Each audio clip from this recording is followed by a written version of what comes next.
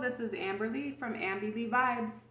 I'm going to do a new moon crystal grid today, and I just thought I would follow up with my 5-5 honey jar that I did on my last video, and we're going to actually incorporate this in our new moon grid. So I like to do a lot of my grids inside of a bowl so that way I can layer it. And so this is my scripting that I did with my affirmation. I put 5 of the affirmations in the honey jar on my last video. And we have some sacred geometry, Sri Yantra on top. And that has been blessed. And then let me show you, here's some of the scripting that I did. So I did a 55 times 5. So I like to keep that layered underneath my grid bowl. So that way the energy is amplified throughout the crystal grid. So usually on a new moon, you would want to work with planting a seed. So starting something new, and you want to watch it grow as the energies grow with the moon. So I'll show you here. This is what my travel journal looks like, and I kind of keep track of the energies that are going on in the universe. So I like to mark when a new moon is, and then that way I have kind of an idea of how long I can work with it for the energies to grow until the full moon. So I sit down when I bless my water in the morning or the afternoon. Usually I do either water or tea. When I'm doing a crystal grid, I like to tap into all of the energies of sort of like a medicine wheel. So I'll do earth for north, and I'll pull my energy cards out that I make, and I will place those in the direction that they correlate with. They could be different for you. Everybody taps into their energies differently. So I like to use the hexagram, and we went over sacred geometry in the last video too. That kind of explains what the different shapes correlate with. And this one is balance, spirit and soul. So I like to keep that one in the middle. And so I usually would do this a lot slower to kind of tap into each energy before I lay my crystals. So for earth, I like to put that one in the north. Let me find that card. So I usually grab something like, let me take the sweet grass out of here. So this, usually I would light some sweet grass, or let's see, or light some sage to kind of clear out the energies. But I do it when I'm usually in the fire area, to tap into the fire, or light a candle. But for earth, I would probably pour some hot water in my blessed tea. So I have different tea blends that I make, depending on if I'm wanting to chill out and calm down. I put things in there like a mugwort or passion flower or lotus flower. This one I think is an amplifying one, so I have a lot of green teas in here. And then I thank the earth for all of the beautiful herbs and all the things that she provides. So I really tap into that, and then I go on into the northeast, and I put my air energies here, and that's when I would get my incense or a mist, an elixir. I have some incense here going on my this is my Reiki box. I have different people inside of this box, so I tap into anybody that I'm working on with healing, or even the elements. If certain elements are needing to balance out, I would write it and put it in my box and really visualize and focus on what I'm working on. Then I would grab, so I'm going to go through these kind of quickly here. We got the dodecahedron. We'll put that on the side of the sun.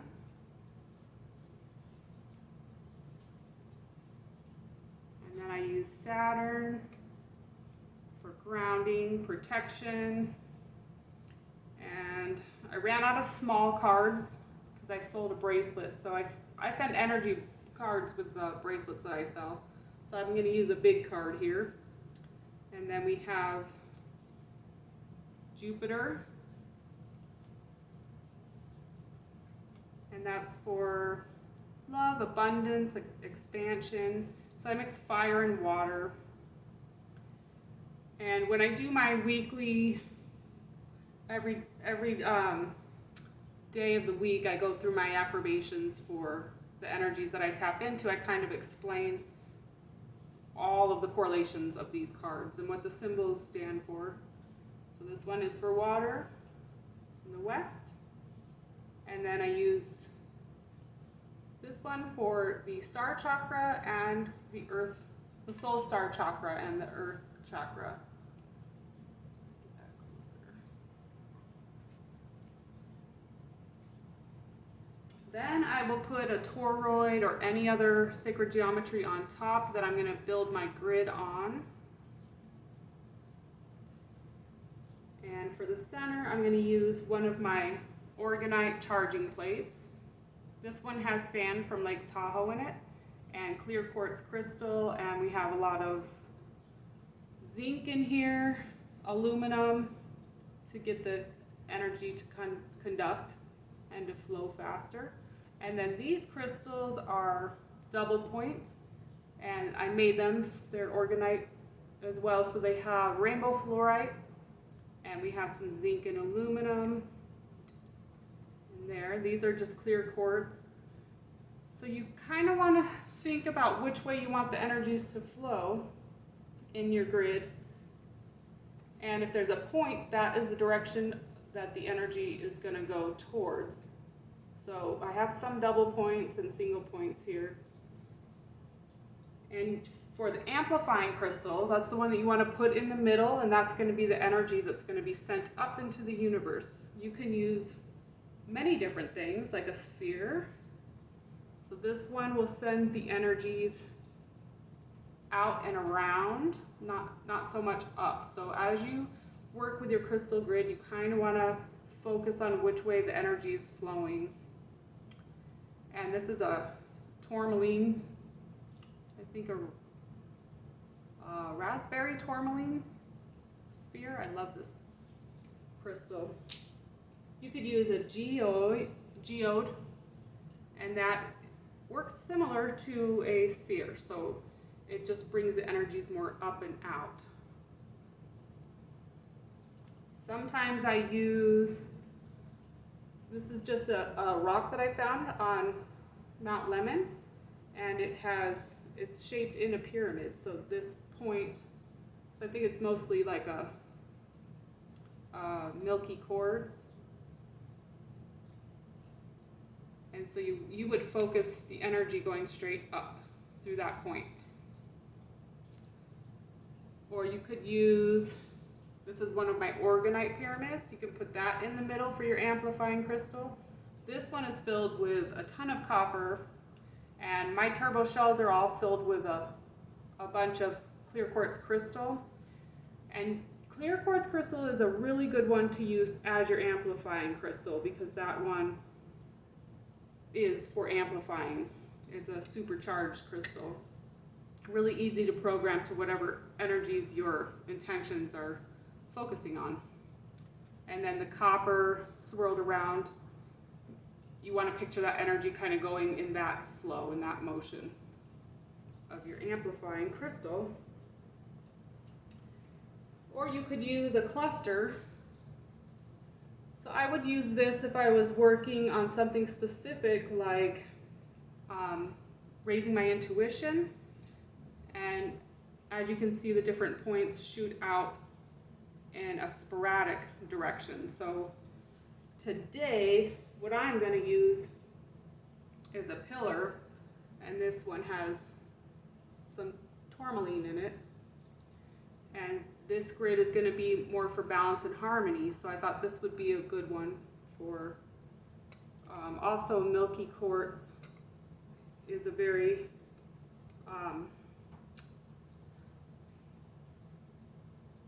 just an easy flowing, amplifying crystal. Still very powerful.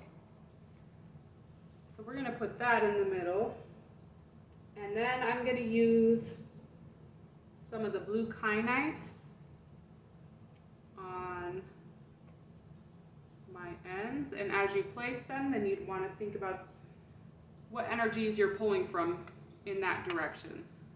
So I know we kind of already did it a little bit on when we did the underneath layer, but you'd want to do this very slow and really tap into your visualization for each direction. And then we're going to use some selenite, and this one is really good for clearing and balancing.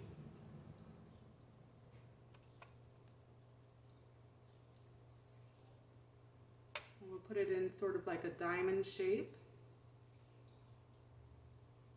And then some black tourmaline, so that one's grounding. This one is really good to block electrical magnetic frequencies and to draw out any negative energies, since we're focusing on harmony. And then, let's see. Some people would get a wand or just a large point crystal to direct their energy as they're working with their grid. You can follow the crystals and connect their energies together. I like to do my own patterns and symbols over it.